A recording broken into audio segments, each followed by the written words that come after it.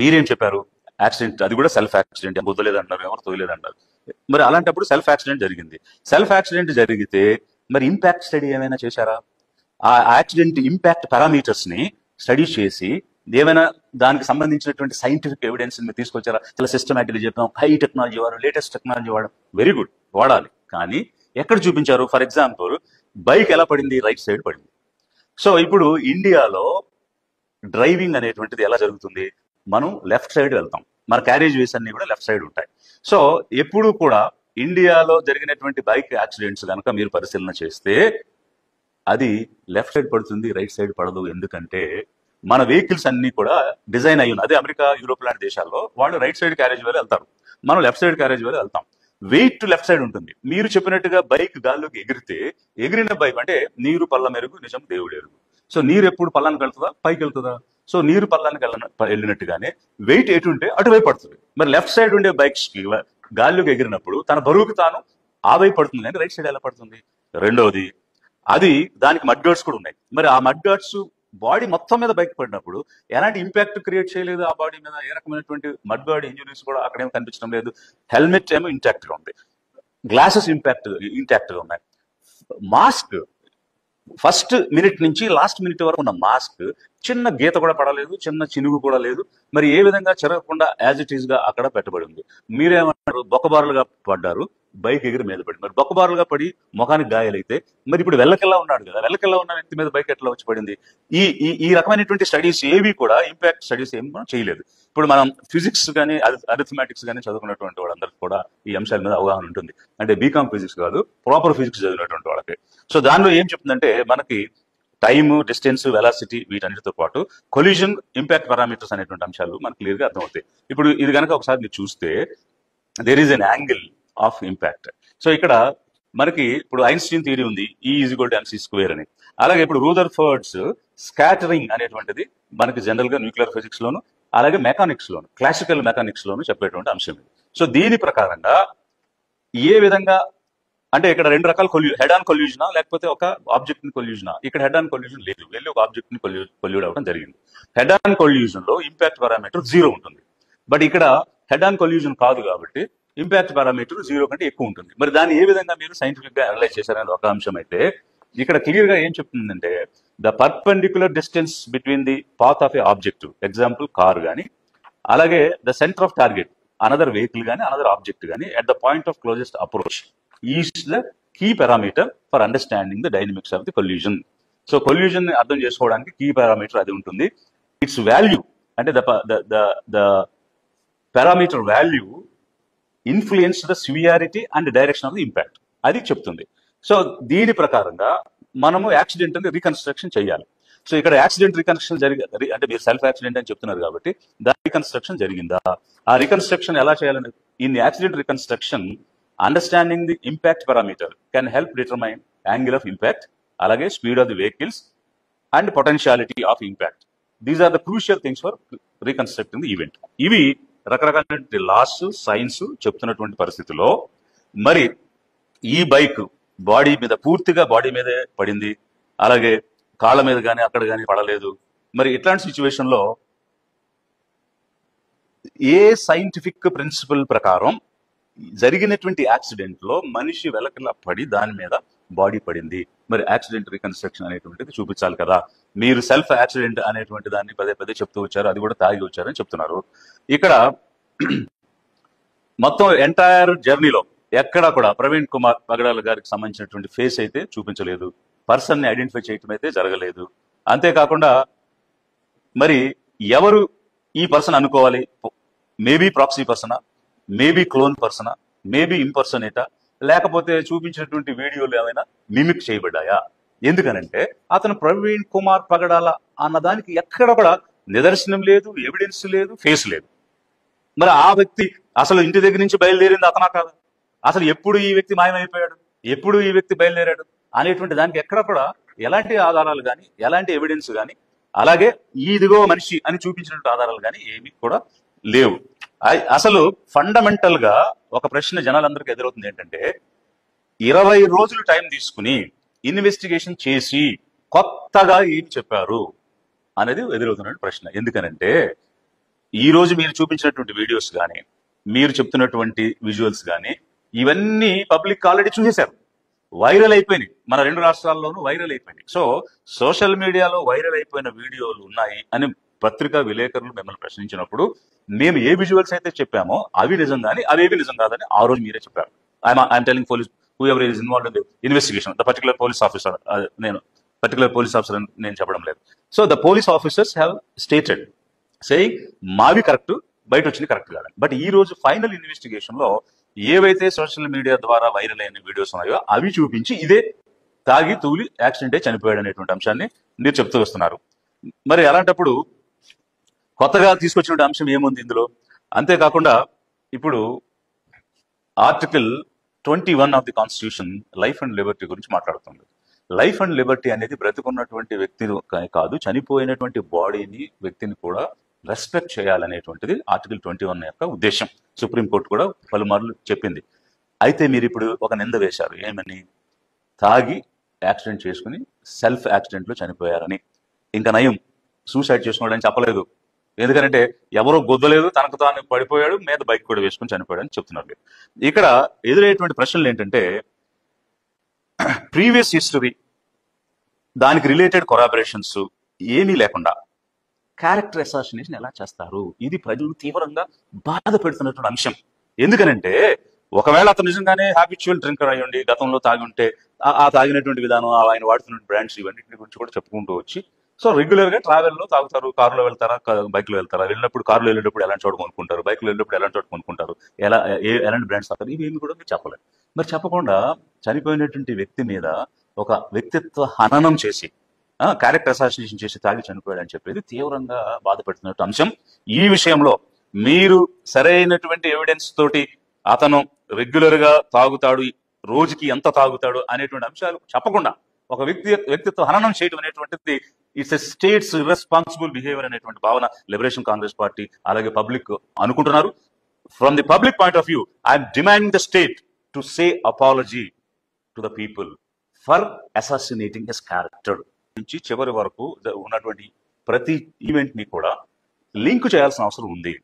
So దాని ఆ broken chain linking అనేది జరగకుండా ప్రతి డాట్ ని ఒకదానికొకటి కనెక్ట్ చేసి కంప్లీట్ గా ఎస్టాబ్లిష్ చేయకుండా ఇన్వెస్టిగేషన్ ని పూర్తి చేయడానికి వీల్లేదు, ముగించడానికి వీల్లేదు, కేసుని క్లోజ్ చేయడానికి వీల్లేదు. అది మనకి క్రిమినల్ లా ఇన్వెస్టిగేషన్ ప్రొసీజర్ చెప్తున్నటువంటి అంశం. ఇప్పుడు if the law enforcement fails to prove who had evidence at a specific time, the chain is considered broken. అంటే ఎక్కడైనా సరే ఎవిడెన్స్ అనేటువంటిది పక్కాగా చూపించకపోతే ఆ చైన్ ఆఫ్ ఈవెంట్స్ బ్రేక్ అయినవి అనేటువంటిది మనకి లా చెప్తూ ఉంది. Fundamental rules of criminal investigation లో ఏం చెప్తుందంటే, there is a Locard's exchange principle, every contract leaves a trace. అంటే ఈ ఎంటైర్ యాక్టివిటీలో ఎక్కడెక్కడైతే కాంట్రాక్ట్స్ ఉన్నాయో ప్రతి కాంట్రాక్ట్ ఒక ట్రేస్ ఇస్తుంది. ఎలాగంటే ఒక something it will leave and something it will carry. అది లోకార్ట్స్ ప్రిన్సిపల్. సో ప్రతి కాంట్రాక్ట్ లో కూడా ఏదో ఒక అంశం తెలుస్తుంది, అలాగే ఏదో ఒక అంశం వాళ్ళు క్యారీ చేస్తారు. బట్ అట్లాంటి అంశాలు ఏవి కూడా ఈ ఇన్వెస్టిగేషన్ లో వాళ్ళు ప్రస్ఫుటంగా చెప్పడం జరగలేదు. అందువల్ల in criminal law a broken chain refers to breach in chain of custody of evidence. అంటే మీనింగ్ ఏంటి? That means evidence has been compromised, its integrity is questionable.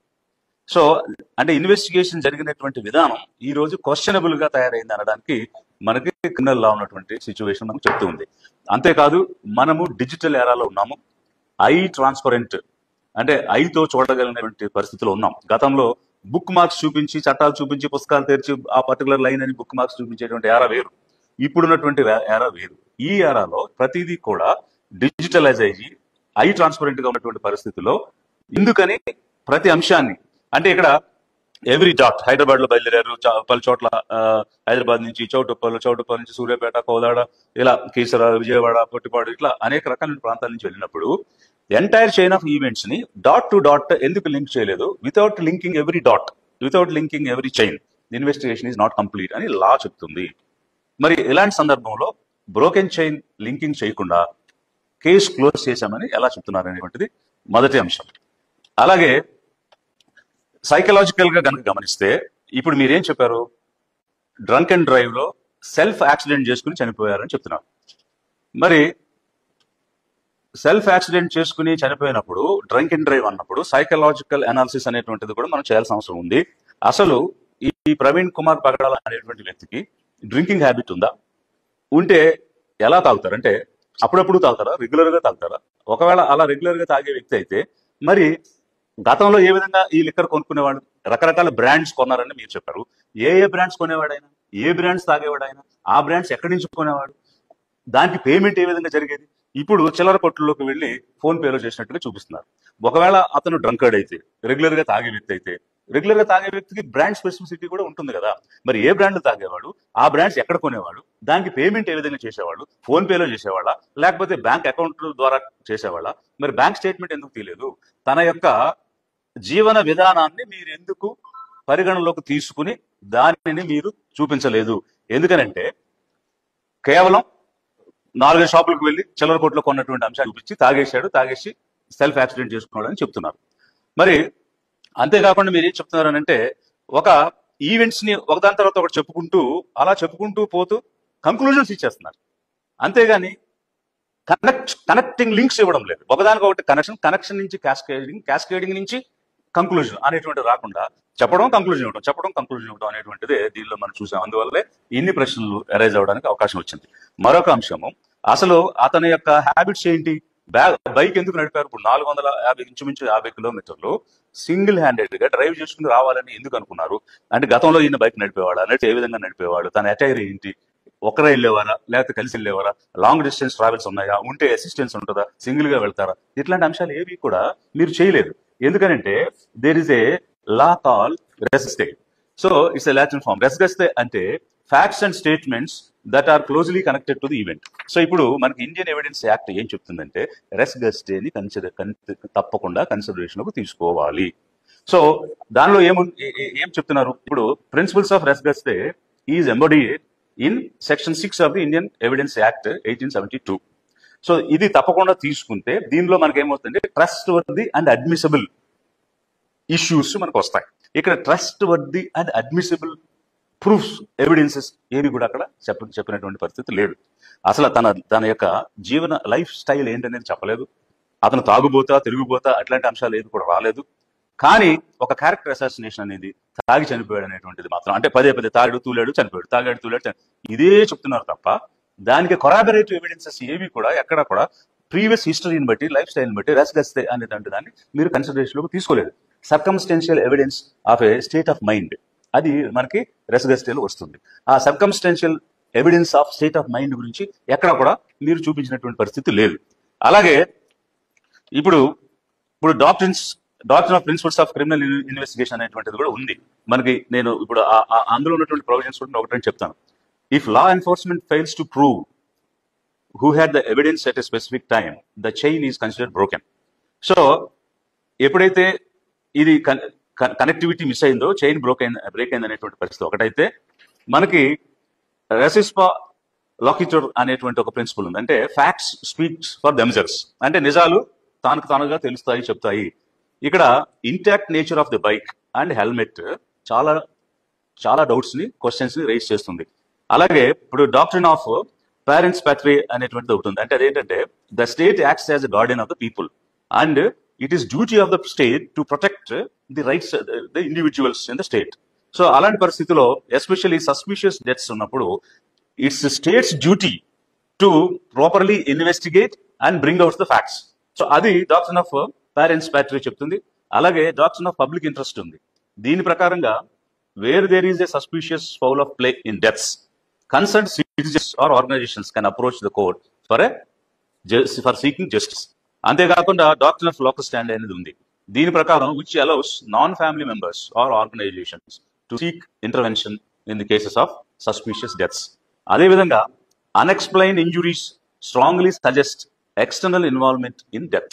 ఇవన్నీ కూడా మనకి doctrines and principles of criminal investigation లో ఉన్నటువంటి అంశాలు. అంటే ఇక్కడ అన్ఎక్స్ప్లెయిన్డ్ ఇష్యూస్ ఈ సబ్జెక్ట్ లో చాలా కనిపిస్తూ ఉన్నాయి. అవి ఎక్స్టర్నల్ ఇన్వాల్వ్మెంట్ ఉంది ఈ డెత్ లో అని చెప్పడానికి మనకి ఇక్కడ కనిపిస్తున్నటువంటి అంశాలు. మరి ఇలాంటి సిచ్యువేషన్ లో అదేవిధంగా మరి ఈ ఇన్వెస్టిగేషన్ అంతా కూడా యాక్సిడెంట్ అన్నదే పోలీస్ ఆఫీసర్స్ నుంచి వింటున్నాం తప్ప హత్యా కోణంలో ఇన్వెస్టిగేషన్ జరిగిందా? హత్యా కోణంలో మేము ఇన్వెస్టిగేషన్ చేశాము.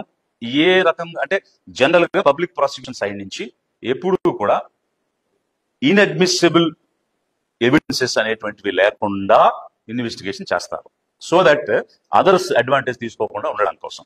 ఇక్కడ అన్ని అడ్మిసిబుల్ గానే కనిపిస్తూ ఉన్నాయి. మరి హత్యా కోణంలో ఇన్వెస్టిగేషన్ చేసినట్టు కానీ దానికి అనుగుణంగా మీరు ఏం ఫైండింగ్స్ ఇచ్చారనేటువంటిది కానీ ఎక్కడ కూడా చెప్పలేదు.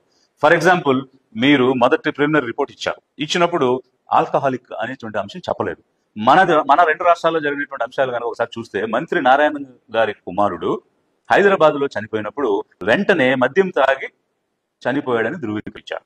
అదేవిధంగా సినీ నటుడు మోహన్ బాబు గారి కుమారుడు మరణించినప్పుడు కూడా ఇలాగే ధృవీకరించారు. మోహన్ బాబు, నేను Babu Mohan, sorry Babu Mohan, I'm very sorry, very sorry. సినీ నటుడు బాబు మోహన్ గారు బై మిస్టేక్ కుమారుడి విషయంలో కూడా అలాగే వెంటనే చెప్పారు. అలాంటిది మరి ప్రవీణ్ కుమార్ పగడాల గారు మరణించినప్పుడు ప్రిలిమినరీ పోస్ట్ మార్టంలో, అంటే మామూలుగా తాగుతూ డ్రైవ్ చేస్తే అప్పటికప్పుడు బ్రేదర్ అనాలిసిస్ చేసి తాగాడని చెప్తారు. బాడీ మీ టేబుల్ మీదకి వచ్చింది, అప్పుడు ఎందుకు ఆల్కహాలిక్ అనేటువంటి విషయాన్ని మీరు చెప్పలేదు. మరి తలకి పెదాలకు మాత్రమే గాయాలు ఉన్నాయని ఇప్పుడు చెప్తున్నారు, అంతకుముందు తలకి గాయం ఉన్నటువంటి అంశాన్ని కూడా మీరు చెప్పలేదు. మరి ఫోన్ పే అంటున్నారు. మరి అసలు ఆ వ్యక్తి ప్రాక్సియా క్లోనా అనేటువంటిదే తెలియదు. ప్రవీణ్ కుమార్ పగడాలని ఎక్కడ మీరు నిరూపణ చేయలేదు, ఫేస్ చూపించలేదు. మరి ఫోన్ హ్యాక్ చేసుకుని లేకపోతే అతని ఫింగర్ ప్రింట్ తీసుకుని దాని మీద నుంచి పేమెంట్ చేసి ఉండొచ్చు కదా. దానిని మనం ఎవిడెన్స్ గా ఏ విధంగా తీసుకోగలుగుతాము అనేటువంటిది ప్రజల్లో ఎదురవుతున్నటువంటి ప్రశ్నలు. వీటితో పాటు మరికొన్ని ప్రశ్నలు ప్రజల్లో ఉన్నాయి. అవి క్లుప్తంగా నేను 1-2 విషయాలు మీ దృష్టి తీసుకొస్తాను. ఇప్పుడు అసలు కొత్తగా ఏం కనిపెట్టారు పోలీస్ ఇన్వెస్టిగేషన్ లో అనే అంశాన్ని తీసుకున్నప్పుడు సీసీటీవీ ఫుటేజెస్ గురించి వచ్చింది. ఇక్కడ మీరేం చెప్పారు? సీసీటీవీ ఫుటేజెస్ వైరల్ గా ఉన్నాయంటే మేమిచ్చినే రైట్, అవి రైట్ కాదు, పరిగణలోకి తీసుకోవద్దు అన్నారు. అలాంటి ఈ రోజు ఏం చెప్పారు? ఏవైతే వైరల్ అయినాయో అవే ఇన్వెస్టిగేషన్ లో వచ్చినటువంటి అంశాలు చెప్తున్నారు. అలా అయితే మరి వైరల్ గా ముందే జనాలకు వచ్చినటువంటి ఈ ఫుటేజెస్ ఎవరు ఇచ్చారు? వారికి ఎలా వచ్చింది? మీకు రానివి జనానికి ఎట్లా దొరికింది? మీరు హై టెక్నాలజీ వాడారు, వందల మందిని ఇన్వెస్టిగేషన్ లో పెట్టారు, అలాగే రీసెర్చ్ చేశారు. కానీ ఏమీ లేనటువంటి వాళ్ళు పబ్లిక్ సింపుల్ గా ఈ సోషల్ మీడియాలో ఎలా చూపించగలిగారు? సో అంతే విధంగా మరి వీటన్నిటికీ కూడా ప్రాపర్ గా సమాధానం రావాలి. అంతేకాదు, మేమేం డిమాండ్ చేస్తున్నామంటే అన్ని రకాల రా ఫుటేజెస్ మాకు కావాలి. మేము గతంలో కూడా చెప్పున్నాము, యాక్సిడెంట్ జరిగిన రోజు రాత్రి నుంచి తెల్లవారి బాడీ లిఫ్ట్ చేసే వరకు 14-15 గంటల ఆ నయార పెట్రోల్ బంక్ లో ఉన్న 3 కెమెరాల యొక్క సీసీటీవీ ఫుటేజ్లు కావాలని మేము గతంలో అడిగి ఉన్నాము. వీటితో పాటు ఇప్పుడు ఏవేవైతే మీరు చెప్పారో వాటికి సంబంధించిన రా ఫుటేజెస్ అన్ని కూడా మాకు కావాలి. పబ్లిక్ చూడాలనుకుంటున్నారు, మా సిబ్బంది వస్తారు, చూపించమని కూడా నేను పోలీస్ ఆఫీసర్స్ ని రిక్వెస్ట్ చేస్తున్నాను. ఇకపోతే కీసర్ టోల్ గేట్ అనేటువంటి అంశానికి వస్తే, ఇది చాలా మరి ఏం చెప్పాలో నాకైతే అర్థం కావట్లేదు. ఎందుకంటే మీరు చూపించినటువంటి ఫుటేజ్ గురించే నేను గతంలో ఏం మాట్లాడానంటే చాలా స్టడీగా ఫర్మ్ గా ఆయన డ్రైవ్ చేసుకుంటూ వెళ్ళిపోతున్నారు అని మీరు చూపించారు. నేను దానికి ఒక బయట వచ్చిన వీడియోని చూపించాను. దానిలో స్పీడ్ గా వచ్చి సెల్ఫ్ యాక్సిడెంట్ చేసుకుని పడిపోయినటువంటి అంశం చూపించారు మీరు. మరి ఏది నిజం? మొదట మీరు విడుదల చేసింది నిజమా, తర్వాత తను యాక్సిడెంట్ చేసుకుని నిజమా? ఏది నిజం? రెండిట్లో ఏదో ఒకటి నిజమైతే మరి రెండో తప్పే కదా. రెండో తప్పు అంటే మీరు ఇచ్చిన వీడియోలన్నీ తప్ప ఒప్ప ఎలా చెప్పగలం? ఇప్పుడు ఒక వీడియో తప్పైనప్పుడు అన్ని తప్పు కావచ్చు, ఒక వీడియో నిజం అయితే అన్ని నిజం కావచ్చు. సో ఇలాంటి అనుమానాలు మీరు క్రియేట్ చేయడం ఏంటి? ఇన్వెస్టిగేషన్ తర్వాత స్పష్టత కదా ఇవ్వాలి, క్లారిటీ కదా ఇవ్వాలి. ఇంకా అనుమానాలు క్రియేట్ చేసి బ్రోకెన్ చైన్ లింక్ కంప్లీట్ చేయకుండానే కేసు క్లోజ్ చేసేసామని ప్రకటించడం ఏమిటి? అదేవిధంగా ఇప్పుడు కేసర టోల్ గేట్ వద్ద అతివేగంగా వచ్చిన తర్వాత యాక్సిడెంట్ జరిగితే మీరేం చెప్పారు? పారామెడికల్ స్టాఫ్ వెళ్ళారు, ఫస్ట్ ఎయిడ్ ఇద్దామని ప్రయత్నం చేశారని చెప్తున్నారు. మరి అక్కడ అంబులెన్స్ కూడా వచ్చిందని చెప్తున్నారు. మీరు ఆరెంజ్ కలర్ లో ఉన్నటువంటి వాళ్ళు వెళ్ళారు. మరి ఏది నిజం అనేటువంటిది ఒకటైతే, అక్కడ మీరు చూపించిన రెండింటికి మీరేం చెప్పారంటే, మరి స్టాఫ్ వెళ్ళారు కదా, ఫస్ట్ ఎయిడ్ జరిగిందా, ఏం జరిగింది, దానికి ఎంత టైం అయిందని మన పత్రిక విలేకరులు అడిగినప్పుడు కనీసం 10 నిమిషాల సమయం పట్టింది అక్కడ అతను మళ్ళీ తిరిగి లేచి బయలుదేరటానికి. కానీ మీరు చూపించిన 2 విజువల్స్ ఎలా ఉన్నాయంటే కేవలం 3 నిమిషాల వ్యవధిలోనే మళ్ళీ ఆ టోల్ గేట్ దాటి వెళ్ళిపోయినట్టు ఉన్నాయి. 10 నిమిషాలు పట్టిందని మీరే చెప్పి విజువల్స్ లో 3 నిమిషాల్లో అతను టోల్ గేట్ దాటి వెళ్ళిపోయాడనంటే ఇంత contradictory statements investigating team of police officers irresponsible గా ఎలా చెప్తారు పబ్లిక్ కి? ఇదేమైనా చిన్న విషయమా? ఒకవైపు 4 కోట్ల మంది అక్కడ, 5 కోట్ల మంది ఇక్కడ, 9 కోట్ల మంది ప్రజలకు సంబంధించిన అంశం ఇక్కడ నడుస్తున్నప్పుడు ఒక బాధ్యతాయుతంగా ప్రతి అంశాన్ని ఇన్వెస్టిగేట్ చేసిందని చెప్పాలి కదా. అది లేదు. అదేవిధంగా మరొక అంశానికి వస్తే, విజయవాడ, ఇప్పుడు మీరు హైదరాబాద్ లో ఇంటి దగ్గర బయలుదేరాడు, ఈ సిగ్నల్ దాటారు, ఆ సిగ్నల్ దాటారు, నాగోల్ దగ్గర వచ్చాడు, కొనుక్కున్నాడు అని స్టేజ్ బై స్టేజ్ చూపించాడు. మరి విజయవాడ స్కూ బ్రిడ్జి తర్వాత విజయవాడ మహానగరం సిటీలో ప్రతి సిగ్నల్ దగ్గర సీసీటీవీలు పెద్ద పెద్దగా ఉన్నటువంటి పరిస్థితిలో బెన్ సర్కిల్ దగ్గర సీసీటీవీ ఫుటేజ్ ఏమైంది, నిర్మలా కాన్వెంట్ దగ్గర ఏమైంది, రమేష్ హాస్పిటల్ దగ్గర ఏమైంది, తర్వాత గవర్నమెంట్ జనరల్ హాస్పిటల్ దగ్గర ఏమైంది, ఆ తర్వాత రామర్పాడు దగ్గర ఏమైంది, ఇన్ని సీసీటీవీలన్నీ కూడా మిస్ అయిపోయి ఓన్లీ పోలీస్ ఆఫీసర్ సుబ్బారావు గారి దగ్గరికి వెళ్ళిపోయి సేద తీర్చుకుని వారు ఇచ్చినటువంటి సేవలు పొంది 2 నుంచి 3 గంటల పాటు అక్కడ ఉండి వచ్చేసారని మీరు చెప్తున్నారు. మరి సదరు సుబ్బారావు గారు ఏం చెప్తున్నారు? ఆయన తాగి లేరు, మద్యం సేవించలేదు అని చెప్తున్నారు. మరి సేమ్ పోలీస్ ఆఫీసర్ మీరేమో మద్యం తాగి సెల్ఫ్ యాక్సిడెంట్ చేసుకుని చనిపోయాడు మీరంటే, వారు మద్యం తాగి లేరు అంటే అప్పటికే నాగోల్లో ఒకసారి కొన్నారు, కోదాడలో ఒకసారి కొన్నారు, మళ్ళీ తర్వాత ఎదురులో కొంటారు. ఇన్నిసార్లు కొని తాగిన వ్యక్తి ఒక పోలీస్ ఆఫీసర్ ఇంటరాక్ట్ అయినప్పుడు తాగి లేడని చెప్తూ దానికి క్లియర్ ఎవిడెన్సెస్ ఉన్నాయి. మరి ఏ పోలీస్ ఆఫీసర్ చెప్పింది నిజమని తెలుగు రాష్ట్రాల ప్రజలు అనుకోవాలి. అది తాగి లేడనేది నిజమా, తాగి ఉన్నాడనేది నిజమా? ఒక తాగి ఉండుంటే మరి the so called sub inspector Subbarao గారు వారిని ఎందుకు నివారించలేదు, డ్రంక్ అండ్ డ్రైవ్ కింద ఎందుకు వారు కస్టడీలోకి తీసుకోలేదు, అందుకు సంబంధించిన చర్యలు తీసుకోలేదు? ఇవన్నీ కూడా ఎదురవుతున్నటువంటి ప్రశ్నలు. మరి ఇదంతా ఒకవైపు అయితే, ఏలూరులో మద్యం ఎన్ని గంటలకు కొన్నారు? 10 గంటల 10 నిమిషాలు కొన్నారు. మన రాష్ట్ర నియమాల ప్రకారం 10 గంటలకి షాపులు క్లోజ్ చేయాలి. 10 గంటల తర్వాత ఈయన ఎలా వెళ్ళాడు, వాళ్ళు ఎలా అమ్మారు, ఇదొక అంశం అయితే, 10 గంటల 17 నిమిషాలకి మీ ప్రకారంగా బయలుదేరి ఎర్నగూడెం వీరవల్లి టోల్ ప్లాజాని వారు 11 గంటల 4 నిమిషాలకి మీ ప్రకారంగా క్రాస్ చేశారు. అంటే ఎంత? 47 నిమిషాలు. డిస్టెన్స్ ఎంత? 54 కిలోమీటర్లు. అంటే 54 కిలోమీటర్లు లైట్ లేని బైక్లతో 47 నిమిషాల్లో క్రాస్ చేశారని మీరు చెప్తున్నారు. గూగుల్ మ్యాప్ ఏం చెప్తుందంటే బైక్ మీద అంత డిస్టెన్స్ 60 నిమిషాలకి మినిమంగా పడుతుందని గూగుల్ చెప్తుంది. పైగా అక్కడేమో మద్యం కొన్నాడు. కొన్నదాన్ని ఒకవేళ అతను పచ్చి తాగుబోతు అయి ఉంటే గటగట తాగడానికైనా 5 నిమిషాలు పడుతుంది. మరి 5 నిమిషాలు తాగడానికి బయలుదేరడానికి సమయం తీసుకుంటే 42 నిమిషాల్లోనే వారు క్రాస్ చేశారు. అంటే 60 నిమిషాలు ట్రావెల్ చేయాల్సినటువంటి నార్మల్ గా డ్రైవ్ చేసేవాడు తాగి లైట్ లేనటువంటి వ్యక్తి 42 నిమిషాల్లో వెళ్ళిపోయారని మీరు చెప్తున్నారు. ఎర్నగూడెం వీరవల్లి టోల్ ప్లాజా నుంచి మళ్ళీ కొవ్వూరు టోల్ ప్లాజాకి వెళ్ళడానికి 11:31 అయింది అన్నారు. అంటే అక్కడ 27 నిమిషాలు. డిస్టెన్స్ ఎంత? 47 కిలోమీటర్లు. గూగుల్ ఏం చెప్తుంది? 48 మినిట్స్ పడుతుందని చెప్తుంది. మరి 48 నిమిషాలు బైక్ ట్రావెల్ చేసే డిస్టెన్స్ ని 27 నిమిషాల్లో ట్రావెల్ చేశారని మీరు చెప్తున్నారు. మరి ఈ రకమైనటువంటి అంటే ఇక్కడ 12 గంటల 42 నిమిషాలు ఓవరాల్ గా జర్నీని బైక్ మీద వారు ట్రావెల్ చేయడం జరిగింది.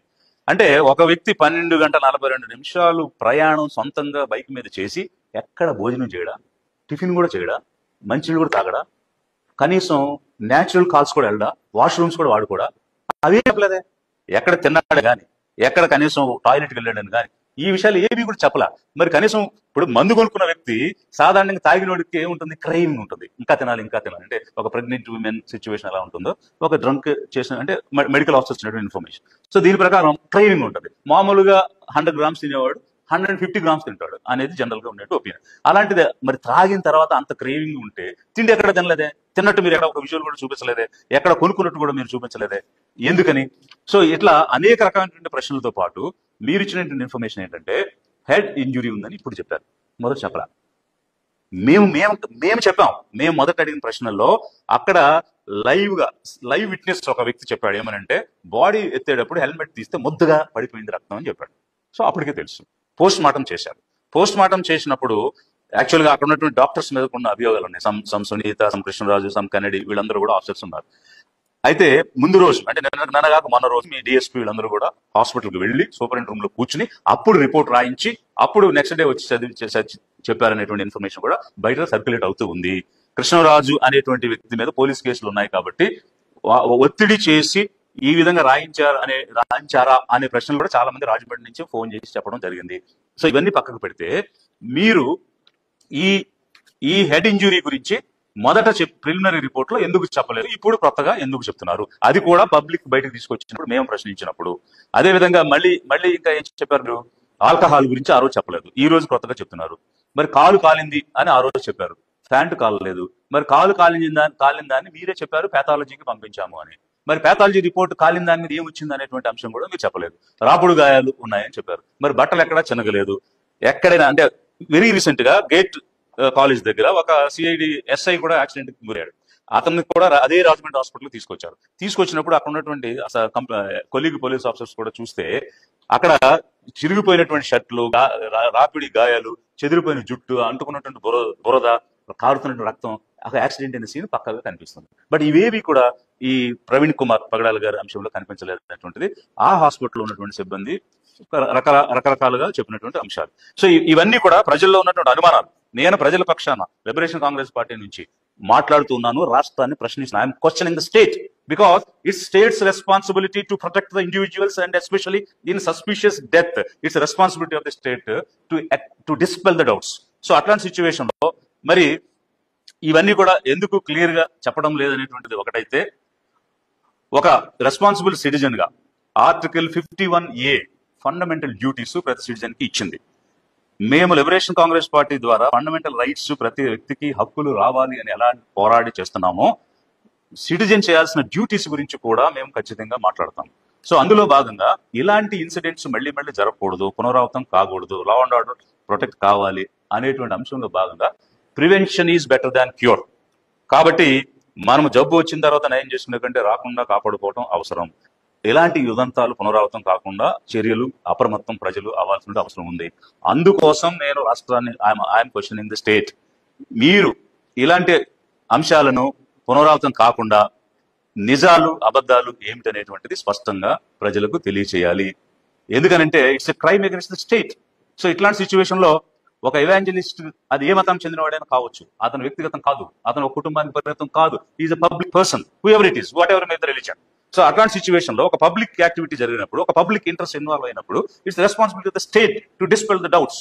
అది లిబరేషన్ కాంగ్రెస్ పార్టీ డిమాండ్ చేస్తూ ఉన్నది. అంతేకాకుండా ఇక్కడ వ్యక్తిగతంగా చూస్తే, అంటే నాకు వ్యక్తిగతంగా అయితే with any police officer I have good relations. For that example, that IGP Ashok is a seasoned officer, he has a good track record. But ఇక్కడ ప్రజల అభిప్రాయం ఏ విధంగా ఉందంటే, ఇన్వెస్టిగేషన్ కాంప్రమైజ్ అయ్యింది. స్టేట్ ప్రొటెక్ట్ చేయాల్సిన స్టేట్ ఈ రోజు నిజాలు చెప్పలేదు, అనుమానాలు తీర్చలేదు. ఇది ప్రజల్లో ఒక నిజంగానే యాక్సిడెంటా మీరు ప్రూవ్ చేయండి. నేను చెప్పినటువంటి సైంటిఫిక్ ప్రిన్సిపల్స్ ప్రకారంగా ప్రూవ్ చేసి ప్రజల్లో అనుమానాలు తీసేయండి. లేదు హత్య కోణంలో మీరు ఇన్వెస్టిగేట్ చేయండి. ఒకవేళ ఎవరు చేస్తున్నారు అనేటువంటి దాన్ని క్లియర్ గా చెప్పండి. సో అవేవి చెప్పకుండా మీరు బ్రోకెన్ చైన్ లింక్ చేయకుండా ఇన్వెస్టిగేషన్ క్లోజ్ చేస్తున్నాం అనేటువంటిది ఎంతవరకు కరెక్ట్?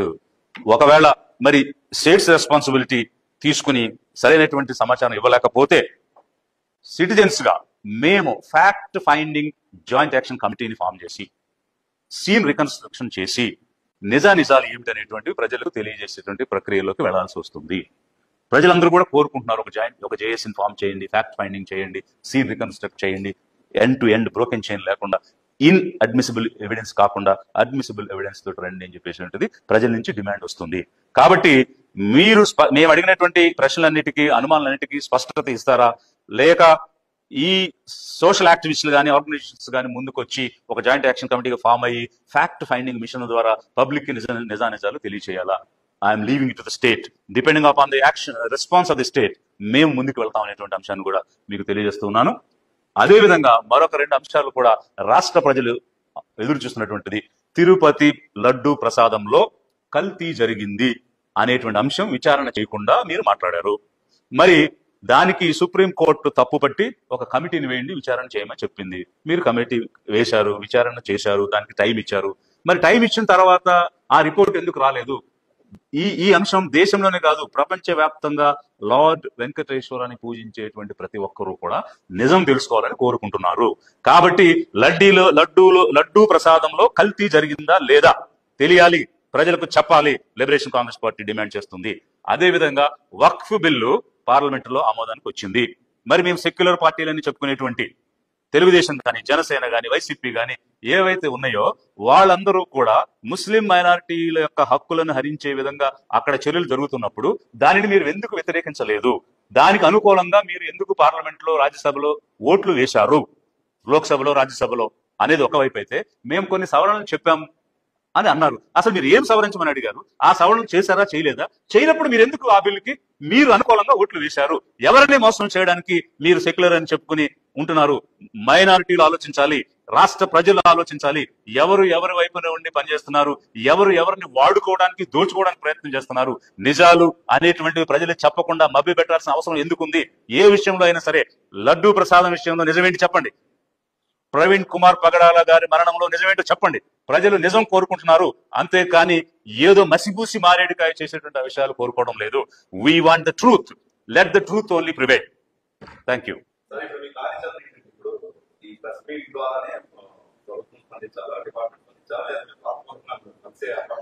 మేము ఏవైతే ఈ రోజు పలు అంశాలు లేవనెత్తామో, సైంటిఫిక్ ఎవిడెన్సెస్ కానీ, క్రిమినల్ లా ప్రొసీజర్స్ కానీ, డాక్టరీన్స్ కానీ, వీటన్నిటినీ కూడా పరిగణలో తీసుకుని ఈ అంశాలన్నీ కూడా మీరు ఇన్వెస్టిగేషన్ లో చేశారా, ఒకవేళ చేసి మనకు అన్ని వివరాలు చెప్పలేదా, ఈ అంశాలన్నీ కూడా మేము రాతపూర్వకంగా మేము కన్సర్న్ ఆఫీసర్స్ కి అడగడం, స్టేట్ ని అడగడం అనేటువంటి జరుగుద్ది.